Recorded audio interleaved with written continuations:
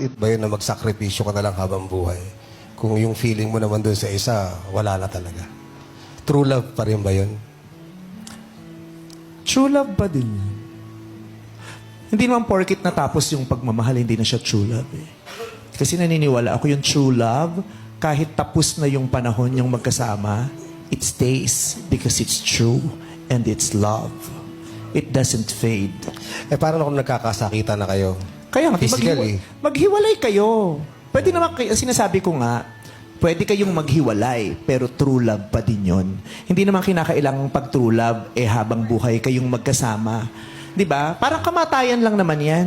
'Di ba? Kahit mamatay siya, mamahalin ko pa din siya. Kasi true love yun. Mahal na mahal kita, pero dahil hindi mo ako mahal, maghihiwalay tayo. Pero my love for you is true. That's why it will stay.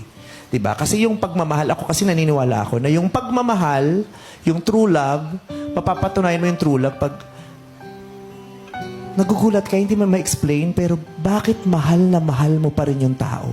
Kahit dun sa pagkakataon na hindi na siya kamahal-mahal.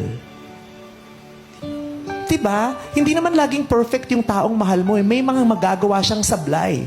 Bibitaw ka ba pag sumablay siya? Pero kahit dun sa mga pagkakataon na nakakapi ka na to, pero mahal na mahal ko pa rin to. That's why I will choose to stay. Kasi kahit nakakapika ka na, mahal ko pa rin. Diretso pa rin. Ang weird. But for me, that's true love.